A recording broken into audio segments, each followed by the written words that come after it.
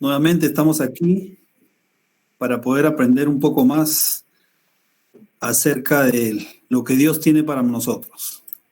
El día de hoy vamos a continuar con el estudio que habíamos empezado ya hace algunos meses.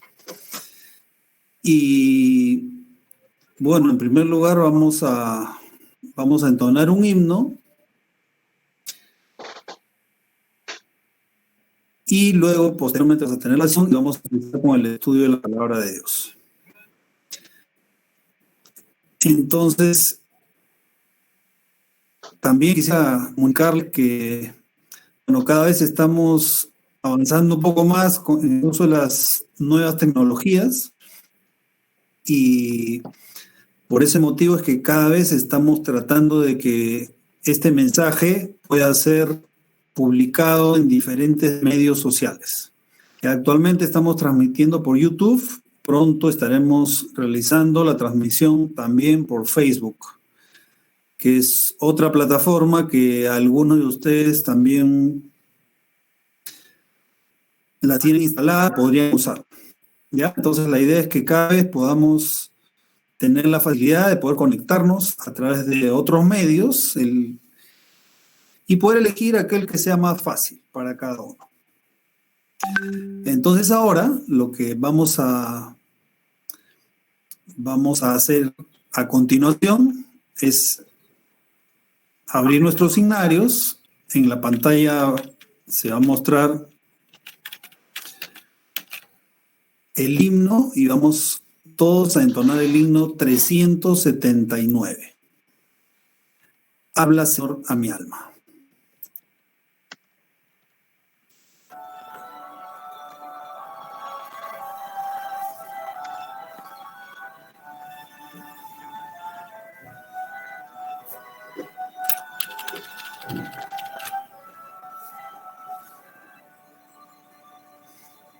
Habla, Señor, a mi alma, hable tu dulce voz, susurra en tiernas notas, tú no estás solo,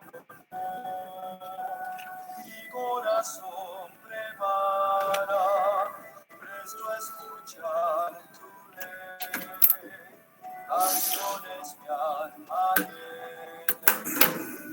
gratitud y fe. Háblame entonces notas, háblame con amor, llama mi toque es tuya, no tengas más temor. Háblame cada día, abre tu tierna voz, susurra en mis oídos, tú no estás solo, no. Habla a tus hijos siempre, dale tu santidad, llénalos de tu gozo, enséñales a orar, a ti consagren todo, vivan tan solo en ti. Traigan tu reino pronto, vean tu rostro aquí. Háblame entonces notas, háblame con amor, ya la victoria es tuya, no tengas más temor. Háblame cada día, abre tu tierna voz, susurra en mis oídos, tú no estás solo, no. Habla cual lengua antigua, dice tu santa ley, tus testimonios siempre quiero guardar por fe, quiero magnificarte, quiero a tu gloria dar, qué grato testimonio de obedecer y amar. Amame con cosas nuevas, amame con amor. Cada victoria es tuya, no tengas más temor. Amame cada día, abre tu tierra amor.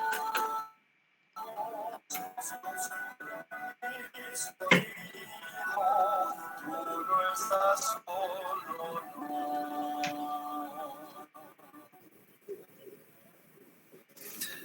Amén.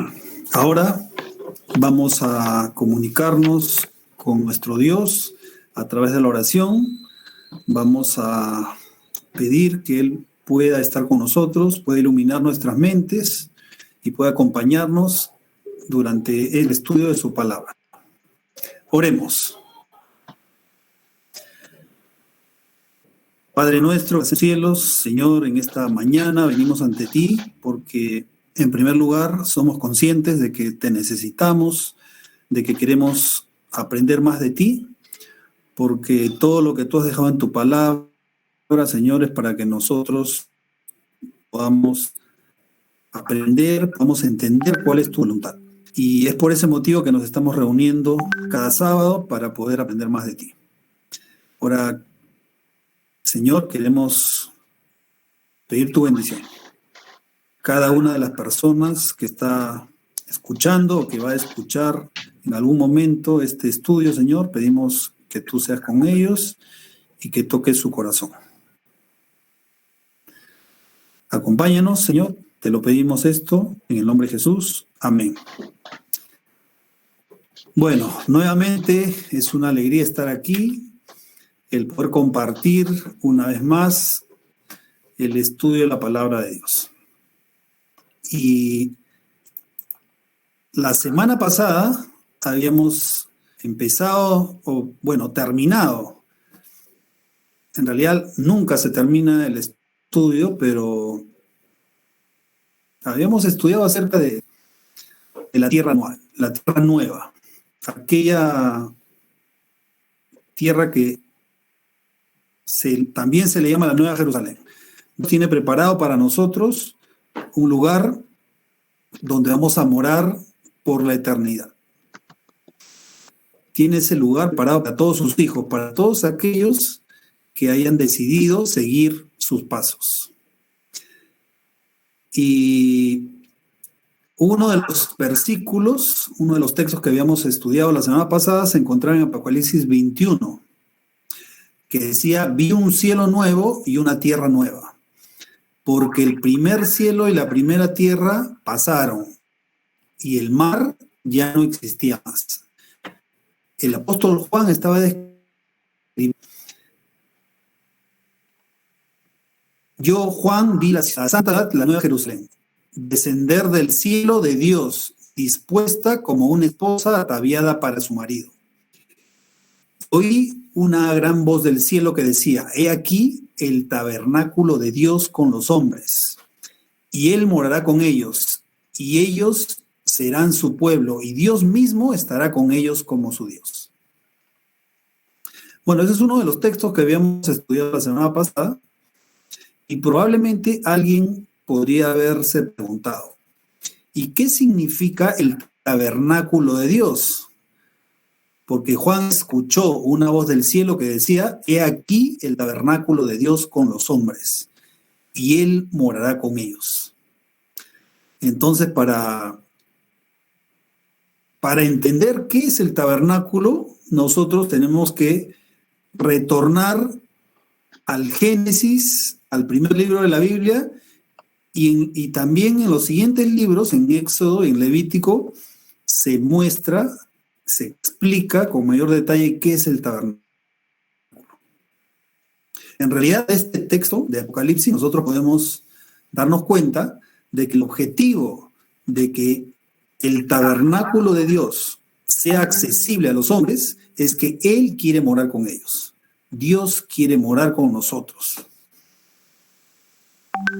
Y por eso es que cuando estemos en el cielo, en la tierra nueva, en la nueva Jerusalén, ese va a ser el tabernáculo de Dios y vamos a morar con Él. Y como les decía, para poder tener un entendimiento de lo que significa el tabernáculo de Dios, tenemos que regresar al Génesis. Si nosotros regresamos a Génesis, es decir, al inicio de la historia de este mundo, cuando Dios creó al mundo,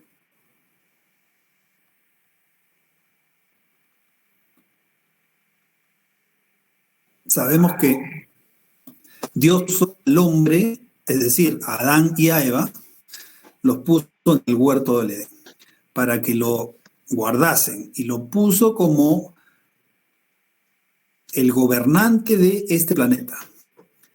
Iba a tener el señorío sobre todo lo creado. Ese era el atributo que Dios le había dado a Adán juntamente con Eva. Y Dios, al crear al hombre, lo creó de una manera que él sea libre, es decir, que tuviera libre albedrío. O sea, que el hombre iba a decidir lo que iba a hacer.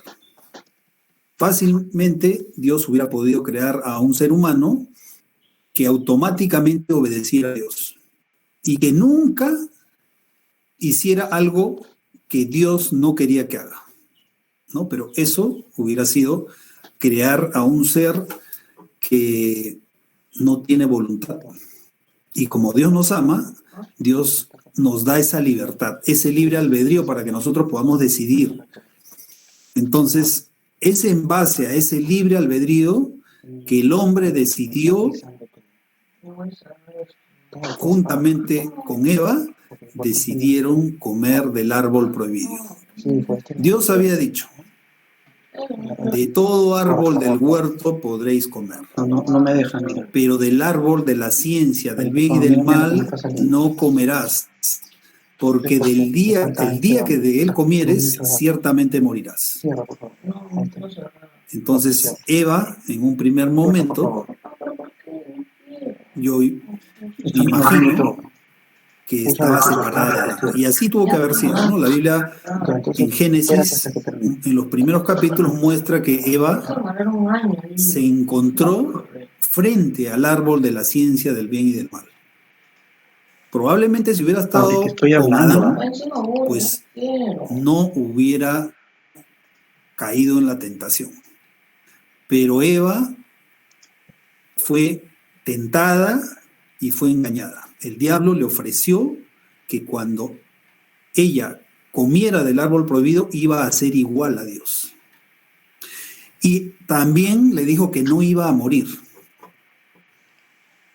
Entonces, Eva cayó en la tentación y pecó. En realidad, esa mentira que el diablo le había dicho a Eva, a través de la serpiente, porque el diablo tomó la forma de serpiente y tentó a Eva. Esa gran mentira, a través de toda la historia de este mundo, se sigue enseñando en diversas circunstancias, especialmente en el mundo oriental y en el mundo cristiano también. La mayoría de cristianos creen que después que la persona muere, su alma, ellos interpretan alma como un ente separado del cuerpo. Pero en realidad, cuando Dios en la Biblia, en cualquier lugar de la Biblia, Dios se refiere a tu alma, se refiere a tu ser completo. El hombre no tiene un alma, el hombre es un alma. Es decir, cuando muere, muere todo. Y esa gran mentira, hasta el día de hoy, muchos creen que cuando un familiar, por ejemplo, muere, pues si fue bueno, va al cielo. Si fue malo, se va al infierno. Y si no fue ni malo ni bueno, entonces va a ir al purgatorio a ser purificado y después va a ir al cielo. Pero en ninguna parte de la Biblia encontramos eso. En toda la Biblia la enseñanza es bien clara. Entonces, esta mentira también es el principio del espiritismo. ¿Por qué? Porque el espiritismo se basa o hace creer a las personas de que se pueden comunicar con los muertos porque su alma sigue viva. ¿No? Esa es la gran mentira de Satanás que viene desde el huerto del Edén. Entonces, Eva fue engañada, pero Adán no, porque después la mujer le dio a Adán el fruto y Adán se dio cuenta de qué era lo que estaba pasando. Adán no fue engañado, pero por propia decisión comió del fruto prohibido. Y es así como a partir de ahí la raza humana está separada de Dios. Pero Dios siempre trata y ha querido estar cerca al hombre, estar al lado del ser humano. Es por eso que en Génesis 3:9, nosotros podemos buscar en nuestras Biblias, Génesis 3:9, luego de que el hombre había pecado, Dios se pasea en el huerto del Edén, buscando al hombre. Y en algún momento le dice, ¿dónde estás tú? Dios lo llamó. Yo me imagino que le llamó, ¿no? Adán, Eva, ¿dónde están? Y Adán sale de su escondite y le respondió a Dios, tuve miedo y me escondí. Pero a pesar de que el hombre había pecado, Dios quería que el hombre sea restaurado, que el hombre pueda volver a tener una comunión cercana con él.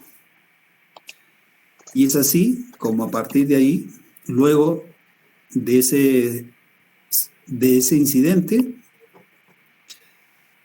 Dios le dice a Adán, alguien en un futuro va a tener que venir para pagar la deuda que tú tienes. Y esa deuda es la muerte. Porque la paga del pecado es la muerte. Entonces, Adán no tenía idea de lo que había hecho. No tenía la más remota idea de que el haber desobedecido a Dios iba a traer graves consecuencias para el ser humano a lo largo de toda la historia de la humanidad. Pero Dios le hace ver la gravedad de su pecado. ¿Cómo? Pues en ese momento Dios trae un cordero y Adán tiene que degollarlo. Ese cordero inocente que no tenía culpa de nada, Adán tenía que degollarlo para que viera cuál era la consecuencia de su pecado y mostrarle que algún día, así como ese cordero que no tenía culpa, algún día Cristo iba a venir a este mundo para pagar la deuda que Adán había contraído y que no muera eternamente, sino que tenga la esperanza de que algún día iba a poder vivir y nuevamente estar en estrecha comunión con Dios. Antes de que el hombre cayera en el pecado, Adán y Eva conversaban con Dios, cara a cara. Pero a partir de que el hombre pecó, ya no pudieron tener esa relación, ya no pudieron conversar. Entonces, es así que Adán y Eva vieron las consecuencias de su pecado. En ese momento, Adán se puso a pensar, ¿y este cordero después va a vivir? ¿Va a poder nuevamente correr? ¿Va a poder nuevamente pasear por el Edén? Entonces, en ese momento, en realidad, a medida que pasaron los minutos, Adán y Eva se dieron cuenta de que ese cordero no iba a volver a vivir. Y sintieron en ese momento la necesidad de un Salvador. Porque si Dios no les daba un Salvador, ellos iban a morir eternamente. En ese momento, Adán y Eva fueron vestidos por Dios.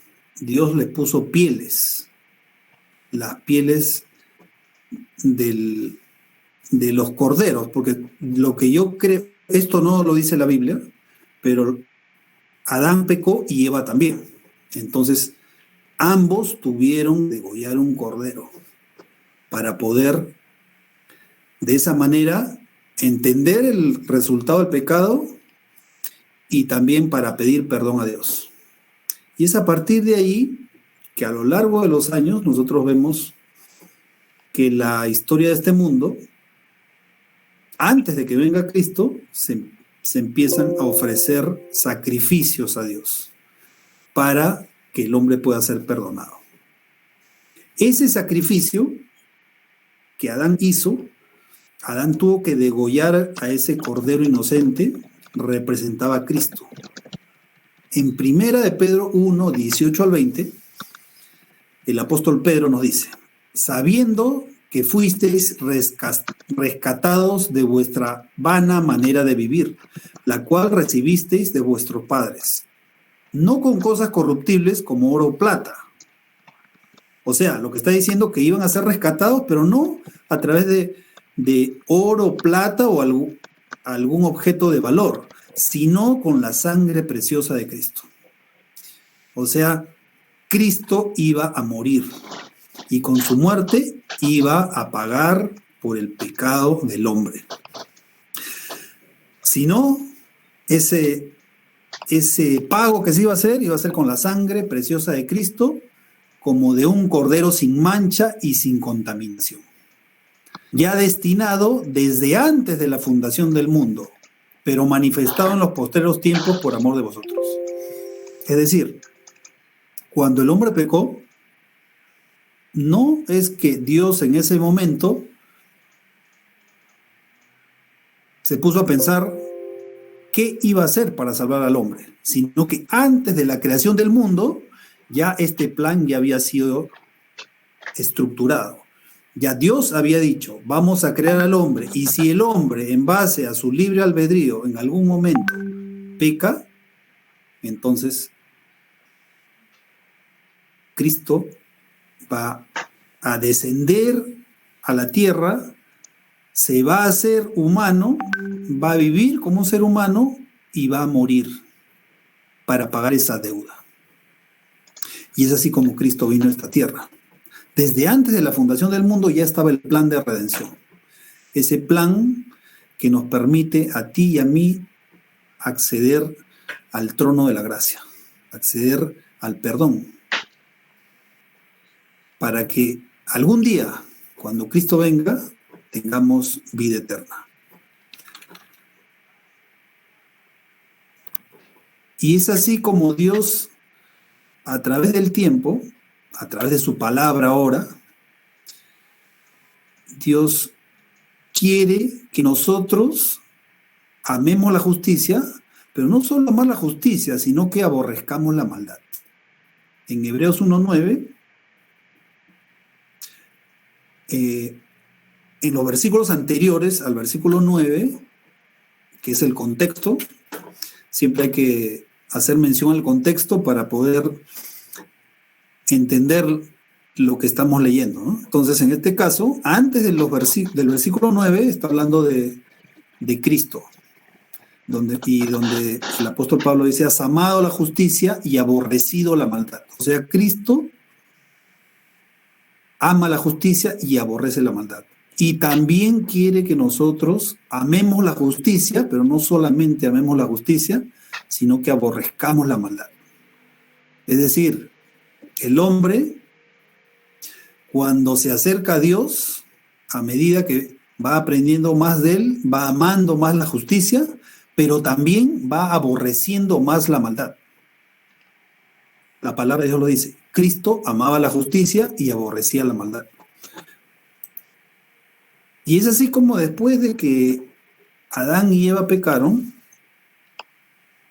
tuvieron hijos, su primer hijo Caín, su segundo hijo Abel. Ellos ya habían sido expulsados del huerto del Edén. El huerto del Edén era un área donde moraba el hombre, pero fue expulsado. Ya no pudo entrar al huerto del Edén. Había un ángel que resguardaba la entrada al huerto del Edén. Y con frecuencia, Adán, Eva y sus hijos se acercaban para adorar en ese lugar a Dios, para ofrecer sacrificios. Y eso les hacía recordar que la consecuencia del pecado es la muerte. Entonces, pasaron los años y en un momento Abel y Caín ofrecen sacrificios.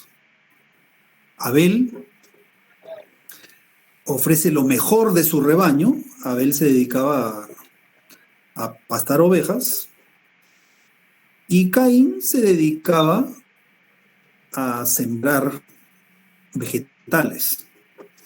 Entonces, cuando cada uno ofrece el sacrificio, Abel ofrece lo mejor que él tenía. Y Caín también ofrece lo mejor. Pero la orden de Dios que Dios había dado era de que debían ofrecer un cordero, porque el cordero representaba al Salvador que algún día iba a venir para morir por los pecados de ellos. Pero Caín no hizo eso, sino que ofreció de los frutos de la tierra que él cultivaba. Entonces, la ofrenda de Abel fue grata a Dios, pero la ofrenda de Caín no fue aceptada. Entonces, Caín, debido a que había sido rechazado por Dios, no había sido aceptada su ofrenda, decayó su semblante. En Génesis 4, 6 y 7, Jehová le dice a Caín: ¿por qué te has ensañado y por qué ha decaído tu semblante? Es decir, ¿por qué estás así? ¿Por qué estás enojado? ¿Por qué estás con esa angustia o esa tristeza de que tu ofrenda no ha sido aceptada? Si bien hicieres, no serás enaltecido. Dios le estaba diciendo, si obedeces, no te va a ir bien. Y si no hicieres bien, el pecado está a la puerta. Es decir, el pecado está cerca, el pecado está acechando. Pero con todo esto, a ti será su deseo. Es decir, el pecado está a la puerta, pero tú puedes tener la posibilidad de vencer al pecado. Y luego dice el versículo 7, y tú te enseñorearás de él. En otras versiones de la Biblia dice, y tú enseñoréate sobre él. Es decir, tú vence al pecado. Pero el hombre no puede vencer al pecado por sí solo. Y eso lo sabía Caín, lo sabía Abel, lo sabía Adán y Eva. Ellos por sí solos ya no podían vencer al pecado. Con la ayuda de Dios podían vencerlo. Y eso es lo que aquí Dios le dice, ¿no? Tú puedes vencer al pecado, pero tienes que buscarme. Tienes que acercarte a mí. Entonces después nosotros vemos que Caín, en vez de hacer caso a lo que Dios le dice, Caín mata a su hermano. Caín mató a Abel. Luego pasan los años, pasan los siglos, y a medida que el hombre se iba desarrollando, se iba multiplicando, iba creciendo la humanidad. Bueno, viene el diluvio vino porque la La maldad, ya lo hemos estudiado, la palabra maldad en el original significa transgresión de la ley. La transgresión de la ley había llegado a tal punto de que Dios dijo, el hombre ya no debe continuar viviendo. Y a través de Noé, Dios dio un mensaje durante 120 años para que todo aquel que quiera ser salvo entrara al arca, porque iba a haber un diluvio. Pero al final, solamente Noé y su familia, 8 personas lograron entrar al arca y fueron salvas.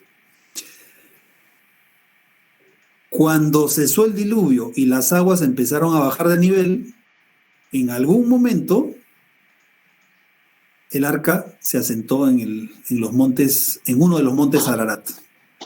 Y lo primero que hizo Noé fue ofrecer un sacrificio. Un sacrificio en señal de que algún día Dios iba a mandar a su hijo para salvar al mundo, así como lo había salvado a él.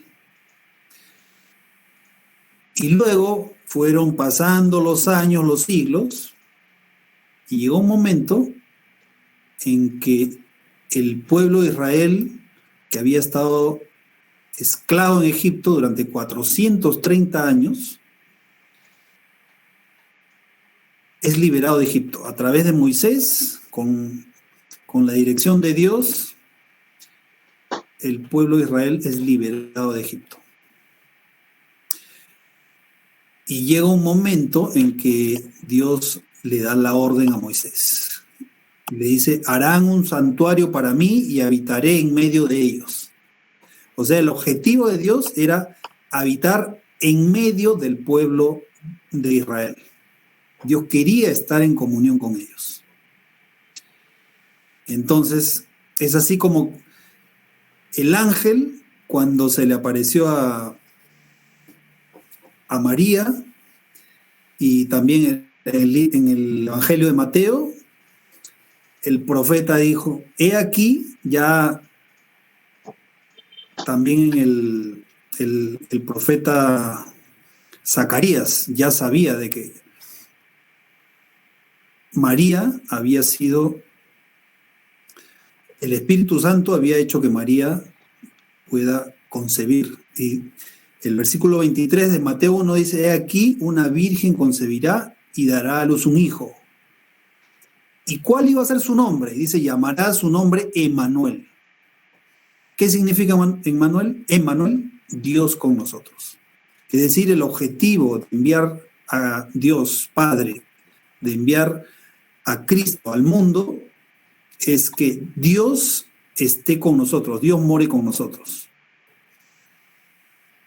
Y de esa forma el hombre pueda tener acceso a la salvación. Ese es el Evangelio eterno. En Apocalipsis 14, a partir del versículo 6,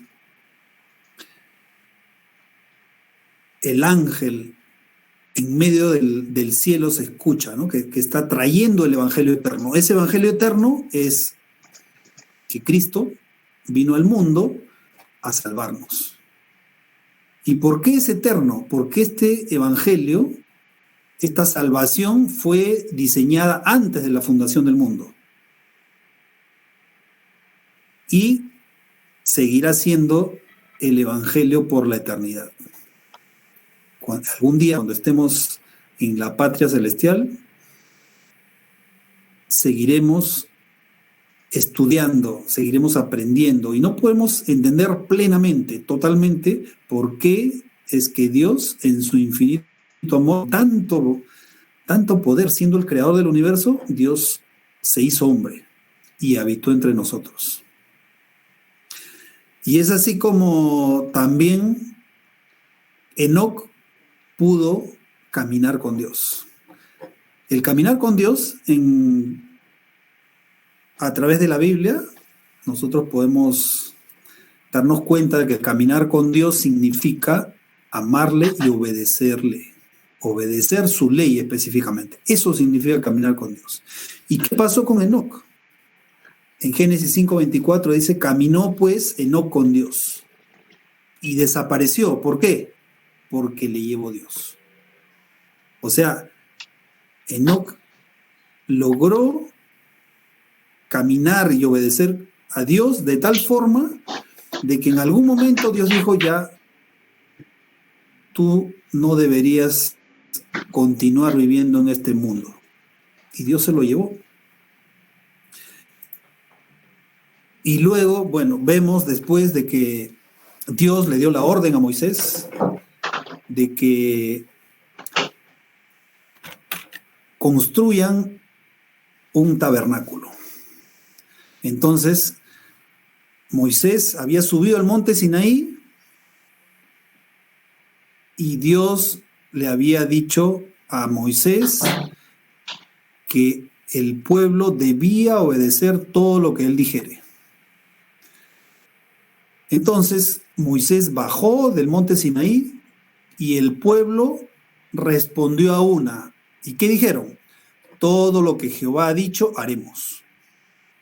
Y luego después Moisés regresa al monte Sinaí y le dice a Dios que el pueblo ha dicho que van a obedecer todo lo que Jehová ha dicho. Entonces, en realidad el pueblo tenía la voluntad de obedecer a Dios, pero en realidad no sabía lo que estaba ofreciendo.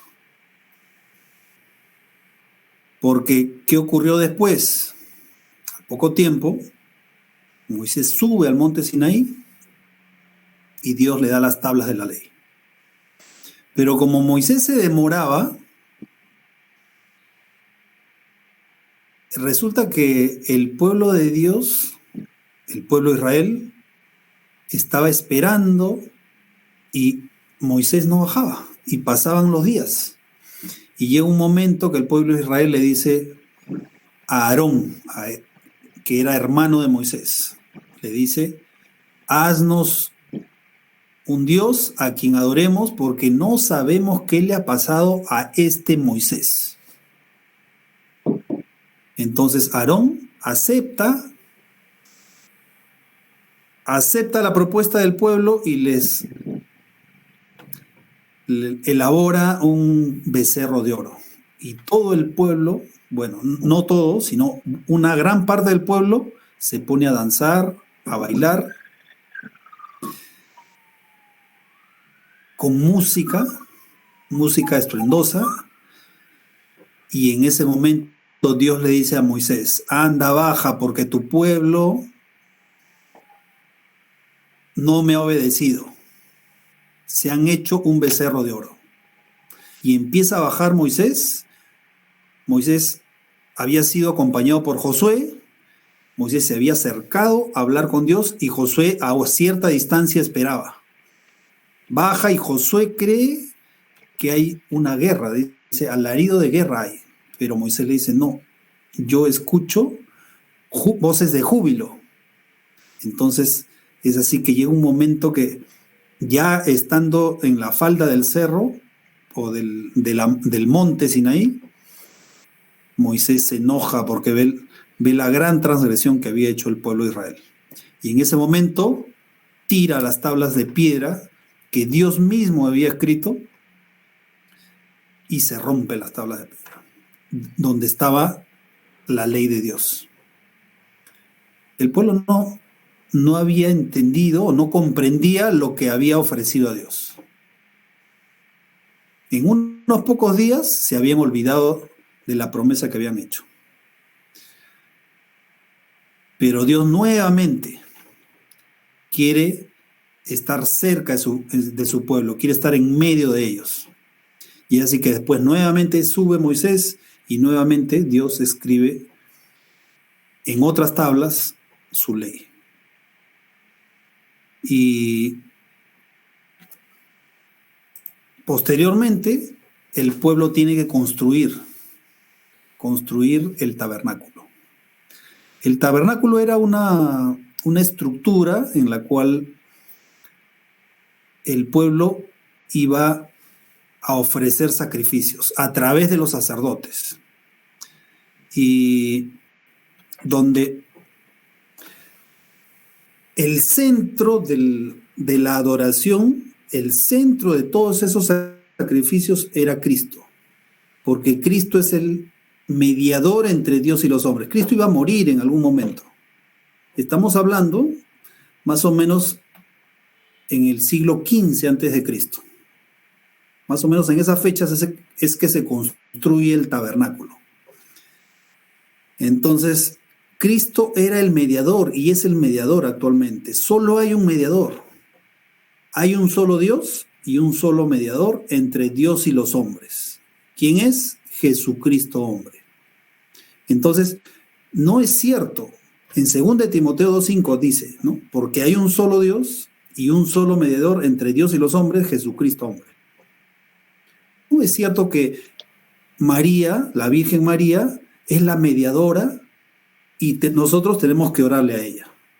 La Virgen María fue una mujer que Dios escogió por su pureza, para que tuviera la responsabilidad de criar al Salvador. Dios tenía que escoger a una mujer pura, una mujer que le amara. Y fue así como Dios escogió a María. Pero cuando María murió, la Biblia nos dice que todos los seres humanos, cuando morimos, nos quedamos en el sepulcro. No existe, es una falsa doctrina el creer de que el cuerpo físico muere, se desintegra, pero que tiene un alma. El hombre, el ser humano no tiene un alma. Y María está en el sepulcro y cuando Cristo venga, la va a resucitar para ir a morar con él en el cielo. O sea que no es verdad de que María en este momento está al lado de Cristo para interceder por nosotros. Eso es falso. Es una doctrina que no tiene ningún fundamento bíblico. El único mediador entre Dios y los hombres es Cristo. Entonces, la piedra principal en la que está construida la iglesia, tanto la iglesia del Antiguo Testamento y la del Nuevo Testamento, no solo la del Nuevo Testamento, la del Antiguo Testamento también estaba fundamentada en Cristo, porque todos los ritos y todas las ofrendas y todos los sacrificios que se hacían tenían como fundamento central a Cristo. Así como iba a morir esa víctima, ese becerro o esos bueyes que se ofrecían como sacrificio, algún día Cristo iba a morir. O sea, el centro de la religión, tanto de aquella época como ahora, el centro del cristianismo, es Cristo. Entonces, por eso el apóstol Pablo dice, así que ya no sois extranjeros ni advenedizos, sino conciudadanos de los santos y miembros de la familia de Dios, edificados sobre el fundamento de los apóstoles y profetas. Es decir, tanto los apóstoles como los profetas tenían un fundamento. ¿Cuál era ese fundamento? Siendo la principal piedra del ángulo Jesucristo mismo. O sea que no era Pedro, pues. Cuando Cristo le dijo, Pedro, tú eres piedra, les estaba haciendo referencia a que piedra era un pedazo de una roca, un canto rodado. Es una piedra relativamente pequeña. Y cuando le dijo sobre esta roca se refería a Cristo mismo. Sobre esta roca edificaré mi iglesia. Entonces, no es cierto de que Pedro es el fundamento principal de la iglesia. Es algo que no tiene ningún sustento bíblico.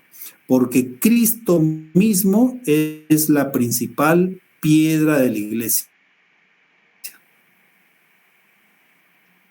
Y es así como en algún momento Dios le da la orden a Moisés y le dice, di a los hijos de Israel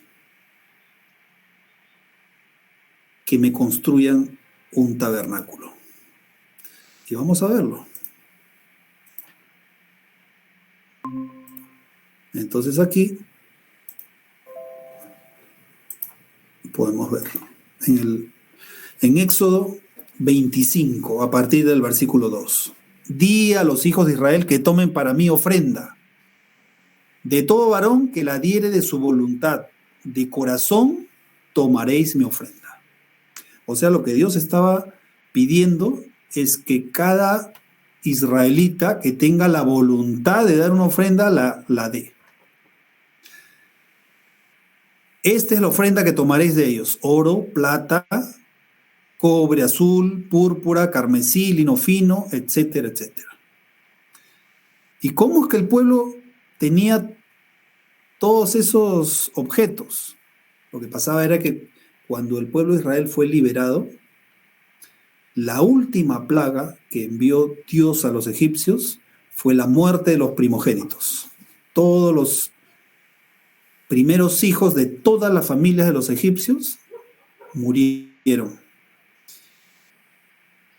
Y recién Faraón permitió que el pueblo de Israel saliera de Egipto. Pero en ese momento recibieron la orden: tomen de los egipcios oro, plata y toda cosa de valor.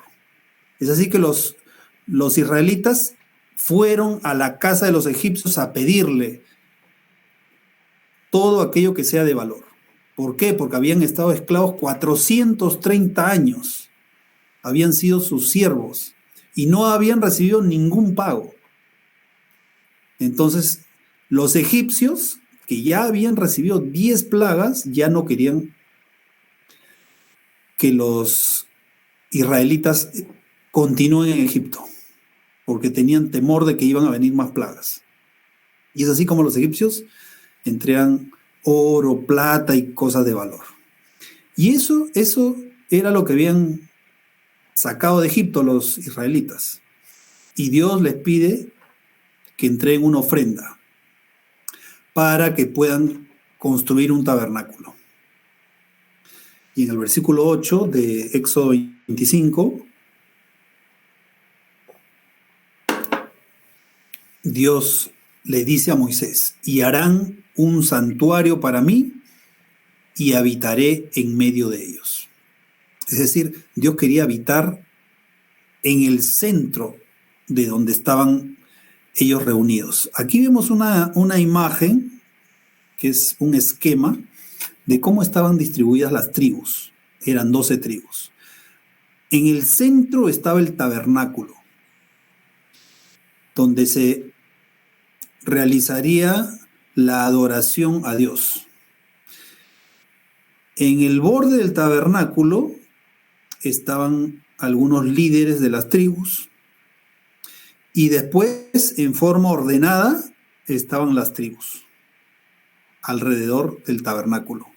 El tabernáculo era el centro de adoración, se encontraba en medio de ellos y Dios iba a morar en medio de ellos, aunque siempre iba a haber una separación, porque el pecado nos separa de Dios, pero Dios iba a morar en medio de ellos.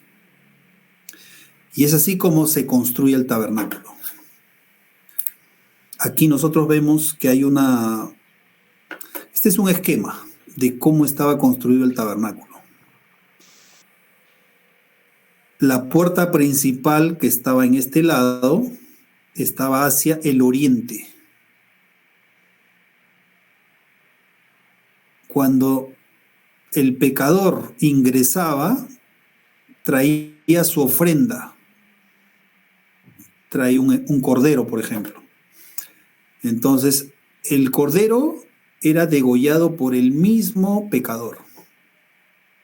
Y luego era llevado al altar del sacrificio y ahí se quemaba parte de la ofrenda.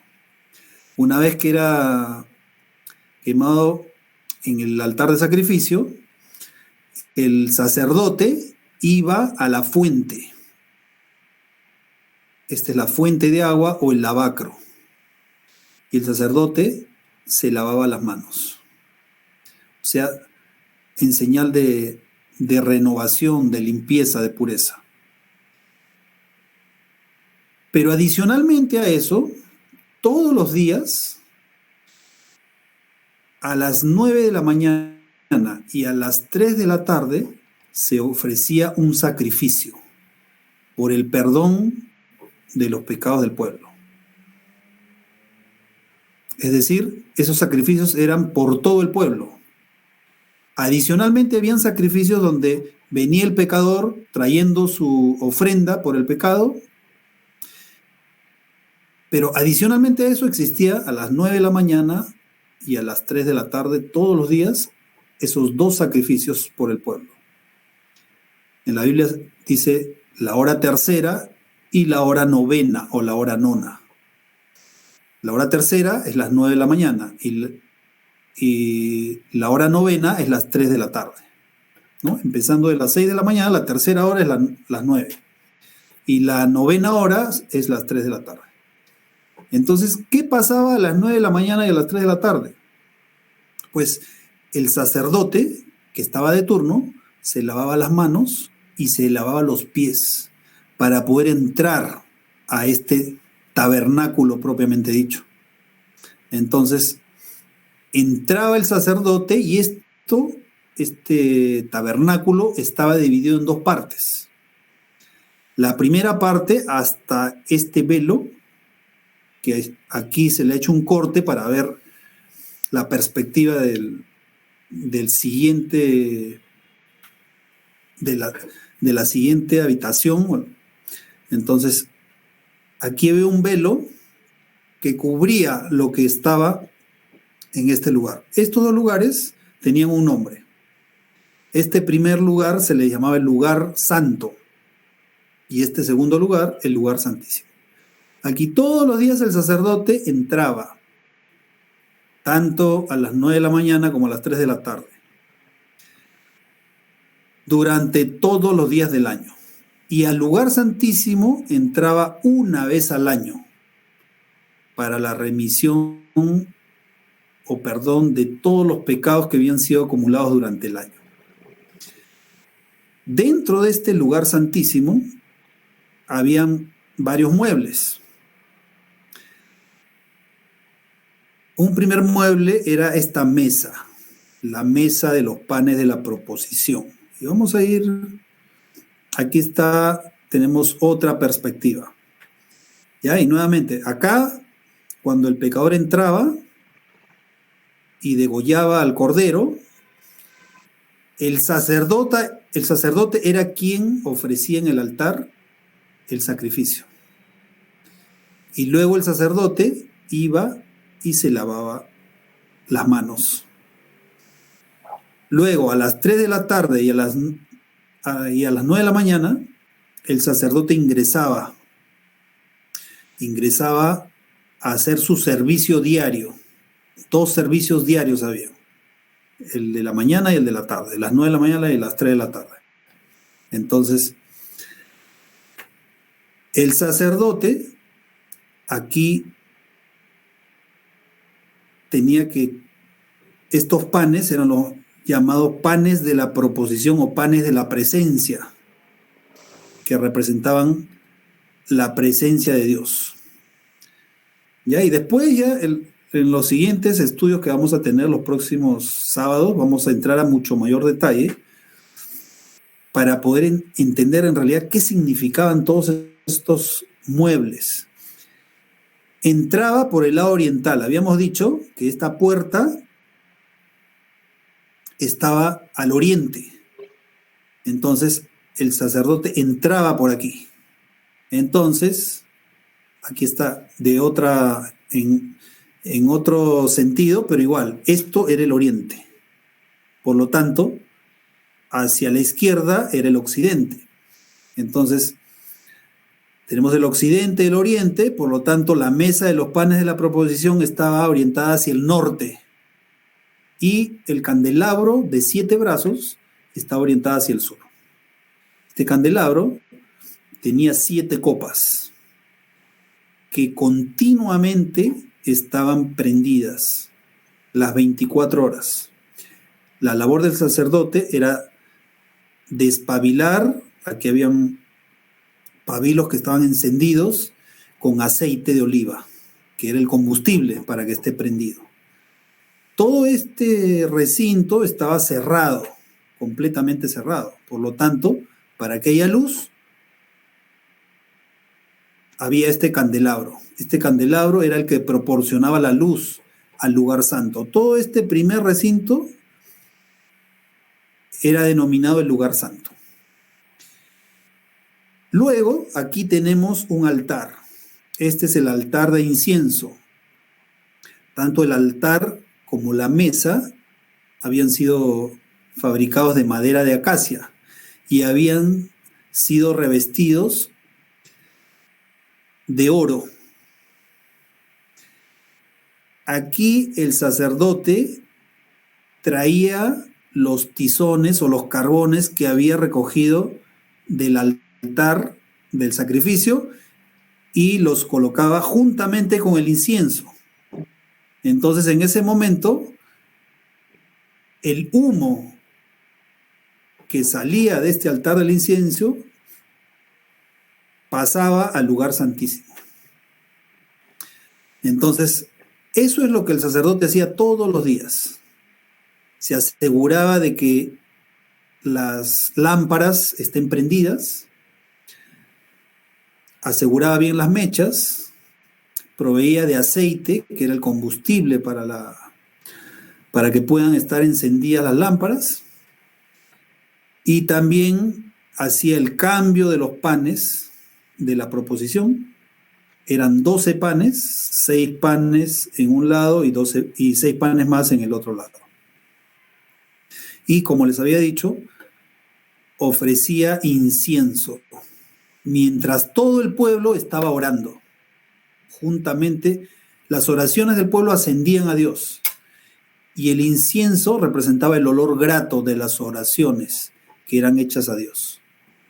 Entonces, eso hacía una vez al año, todos los días, pero una vez al año el sacerdote entraba al lugar santísimo. ¿Qué había en el lugar santísimo? A ver, en el lugar santísimo estaba el arca del pacto. Era algo parecido a esto, ¿no? Esta es una construcción moderna, una representación moderna, pero más o menos era algo parecido, ¿no? También era hecha de madera de acacia y era revestida de oro puro. Tenía una cornisa, ustedes ven aquí, esta es una cornisa alrededor. Tenía el propiciatorio es la tapa. Y encima del propiciatorio, que formaba una sola pieza, están 2 ángeles que miraban hacia el propiciatorio, o sea, hacia la tapa. Y con sus alas se cubrían. Entonces, eso, ¿cómo lo sabemos? Porque está en Éxodo 25. Éxodo 25:10 nos dice: harán también un arca de madera de acacia, cuya longitud será de 2 codos y medio, su anchura de codo y medio y su altura de codo y medio. Y la cubrirás de oro puro, por dentro y por fuera, y harás sobre ella una cornisa de oro alrededor. Esta es la cornisa.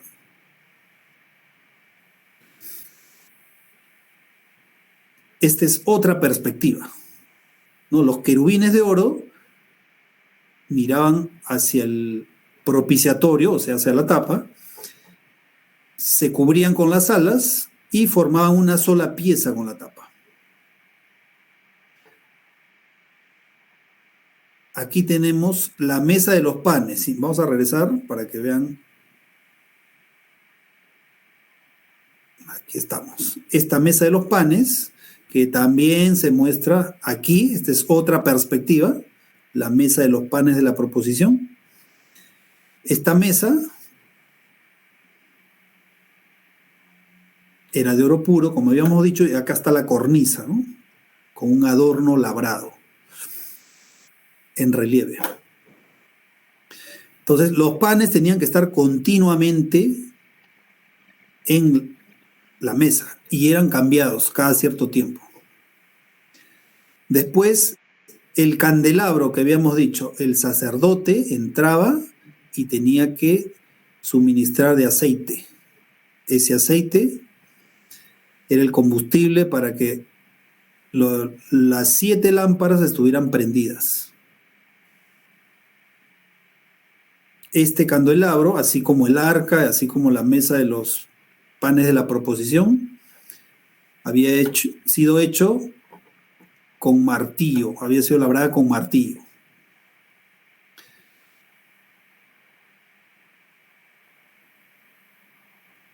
El aceite que servía de combustible para las lámparas era hecho de oliva, era aceite de olivo. También el tabernáculo estaba recubierto por varias capas, ¿no? También había cortinas.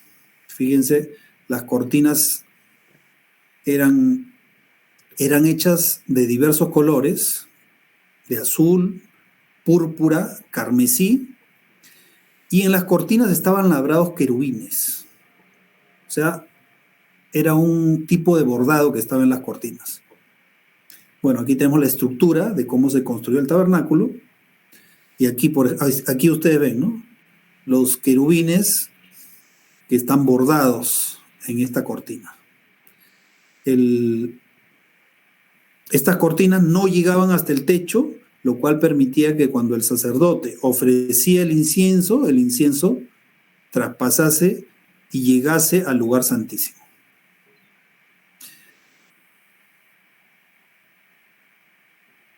Aquí tenemos al pecador que viene arrepentido por haber cometido un pecado, trayendo su oveja. Esa oveja, ese cordero, iba a representar o representaba a Cristo, que algún día iba a morir. Algún día iba a morir en la cruz del Calvario para poder pagar el pecado que el pecador había cometido. Y a través de esa muerte de Cristo, el pecador era sin culpa, se libraba de la culpa. Entonces, en realidad el Cordero era Cristo, ¿no? Cristo es el Cordero, como dijo el apóstol, como dijo Juan el Bautista, ¿no? He aquí el Cordero de Dios que quita el pecado del mundo. Ese Cordero que durante siglos, durante más de 15 siglos, había sido sacrificado por los israelitas, y también los corderos que desde después de la fundación del mundo, con el pecado de Adán, habían sido sacrificados, todos ellos apuntaban a que Cristo algún día iba a morir, iba a tomar el lugar del pecador, iba a reemplazarlo, y por ese acto de reemplazo del pecador, el pecador iba a ser libre de culpa. Entonces, el día que Cristo murió, era viernes. Nosotros sabemos que el jueves fue juzgado y el viernes fue llevado al Gólgota. A partir del mediodía, el cielo, lo dice Mateo y lo dice Marcos, el cielo se oscureció. En pleno mediodía parecía que era la medianoche. Estaba oscuro. Y ya llegando cerca a las 3 de la tarde, ahí estaba Juan, estaba María, la madre de Jesús. Cristo le dice a Juan, he ahí tu madre. Y a María le dice, he ahí tu hijo. Como señal, como indicación de que a partir de ese momento Juan tenía que cuidar a María. Entonces, a las 3 de la tarde, exactamente a la misma hora en la que se ofrecía el cordero, ese cordero que representaba que Cristo iba a morir, a esa hora, la Biblia dice que a la hora nona, Cristo dijo, consumado es. Es decir, he cumplido. He cumplido con rescatar al hombre, y en ese momento Cristo murió. Pero ¿qué pasó? En ese momento en la tierra hubo un gran terremoto. En ese momento en el templo a las 3 de la tarde se estaba llevando a cabo el sacrificio diario a la hora nona, a las 3 de la tarde. Y en ese momento el velo del templo que separaba el lugar santo del lugar santísimo se rasgó. Y se rasgó de arriba hacia abajo, dice la Biblia. Como para que alguien después no dijera de que a alguna persona o alguien lo había roto, sino desde arriba hacia abajo se abrió y se vio el lugar santo. En ese momento, el sacerdote que exactamente sacrificaba al cordero todos los días a las 9 de la mañana y a las 3 de la tarde, en ese momento el sacerdote ya estaba por degollar al cordero. Inexplicablemente, ese cordero se desató y se fue. Y el sacerdote ya no pudo ofrecer el sacrificio en ese momento. ¿Por qué? Porque el verdadero cordero había cumplido con reemplazar al hombre. En ese momento Cristo había muerto. Ya no tenía más sentido seguir sacrificando corderos. Entonces, a partir de ese momento, el hombre ya no iba a sacrificar un cordero para poder hacer expiación por sus pecados, sino que Cristo ya había muerto. Cristo ya ofrecía la salvación. Ya era un hecho de que Cristo había tomado el lugar del pecador.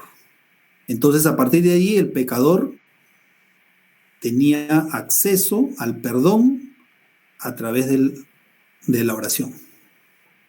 El único acceso al perdón es a través de la oración, a través del arrepentimiento genuino, porque Cristo es el mediador ante el Padre. Cristo no se presenta ante el Padre y dice, yo morí por él. Ya él no considere su pecado, porque él ya se arrepintió. Entonces, el Padre mira la justicia de Cristo y esa justicia es imputada, o sea, es asignada al pecador. El pecador es considerado justo. Ya es libre del pecado. A partir de ese momento, ya no era necesario más sacrificios. Por eso, el apóstol Pablo dice, clavando en la cruz todas aquellas ordenanzas, refiriéndose a que todas aquellas ceremonias donde se mataban corderos, se mataban bueyes, haciendo referencia a que Cristo iba a morir algún día, ya no eran necesarias. A esos rituales es que el apóstol Pablo se refiere cuando dice que fueron clavadas en la cruz.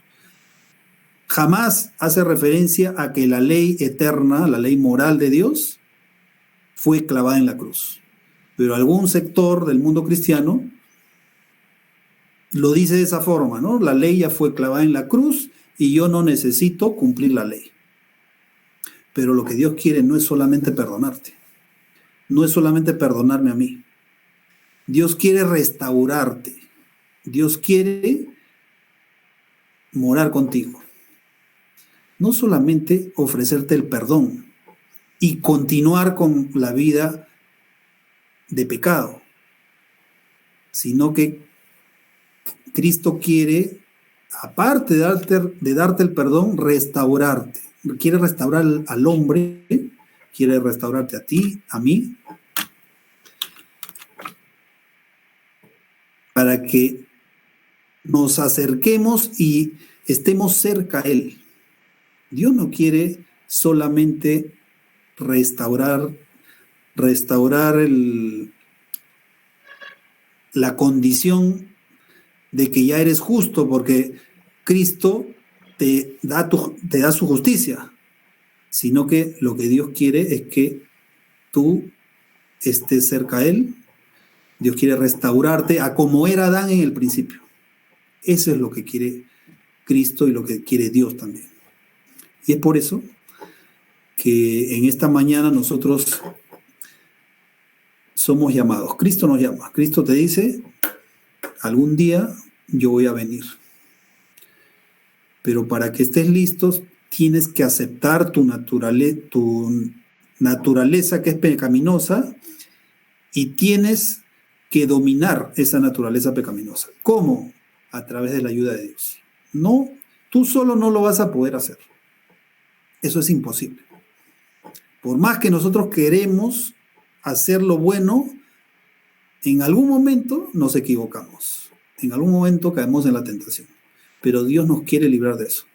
Dios quiere darnos el poder de vencer al pecado. Y ese es el mensaje de salvación que tiene Dios en su palabra. No solamente es un mensaje de perdón, sino es un mensaje de restauración, de regresar a la situación original, tal como Adán fue creado al principio. Eso es lo que Dios quiere para ti y para mí. Y ese es el llamado que Dios te hace. En esta mañana, bueno, ya empezó la tarde, pero en esta mañana Dios te llama. Y quiere que tú te acerques a Él, que aprendas más de Él y aceptes la muerte que Cristo se ofreció a sí mismo para poder cubrir el pecado de todos nosotros. Dios, cuando tú te arrepientes, Dios te considera justo. No porque seas justo, sino porque Cristo se muestra ante el Padre y la justicia de Cristo nos las asigna a nosotros. Y de esa manera nosotros llegamos a ser justos. Bueno, es mi deseo que puedas continuar aprendiendo más de la palabra de Dios.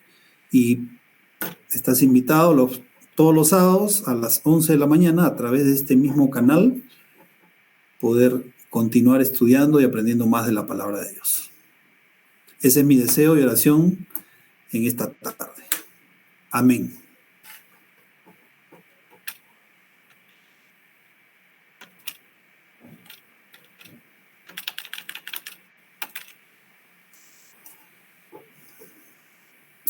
Bueno, ahora vamos a entonar un himno. El himno para hoy es 172, Promesa Dulce. Y es así que vamos a abrir nuestros signarios o vamos a mirar en la pantalla la letra y vamos a cantar. 172, Promesa Dulce.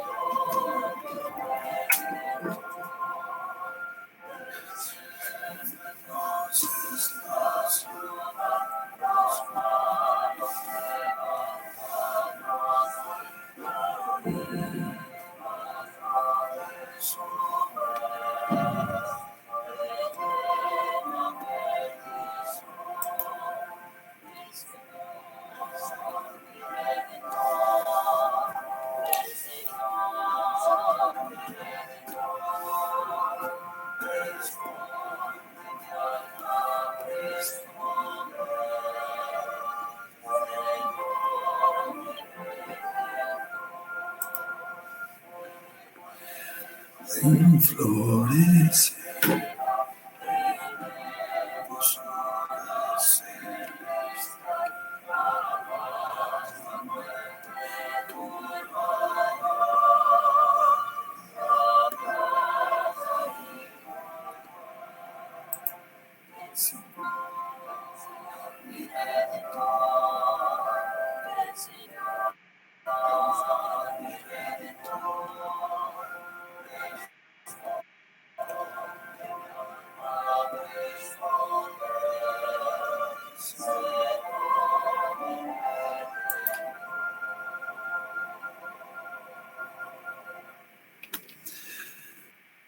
Oremos.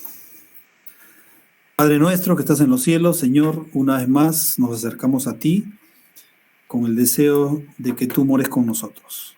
Queremos pedirte que te quedes con nosotros, con nuestras familias, con todos aquellos que tengan el deseo de aprender más de ti y también que aquellos que aún no te conocen, Señor, puedan conocerte, puedan acercarse al trono de tu gracia para recibir el perdón. Te pedimos tu compañía en esta semana que empieza dentro de unas horas, que tú te quedes con nosotros, te quedes en nuestros hogares, que bendigas nuestras actividades y también que nos des la salvación que tú la ofreces gratuitamente a todo aquel que confiadamente se acerca al trono de la gracia. Acompáñanos ahora y danos tu bendición. Te pedimos esto sin merecerlo en el nombre de Jesús. Amén. Bueno, amigos, ha sido una alegría el poder haber estado con ustedes, haber aprendido un poco más acerca de la palabra de Dios. Queremos invitarlos a que ustedes puedan continuar con este estudio durante la semana, puedan leer el libro de Éxodo en el capítulo 25. Ahí se encuentra parte de lo que hemos estudiado el día de hoy.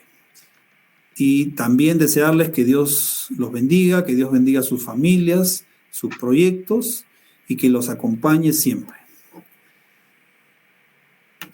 Bueno, quisiéramos continuar un poco más de tiempo, pero sabemos que terminó el tiempo y ahora lo que continúa es seguir de la mano de Dios, seguir de su mano, aprender más de Él para poder conocerle.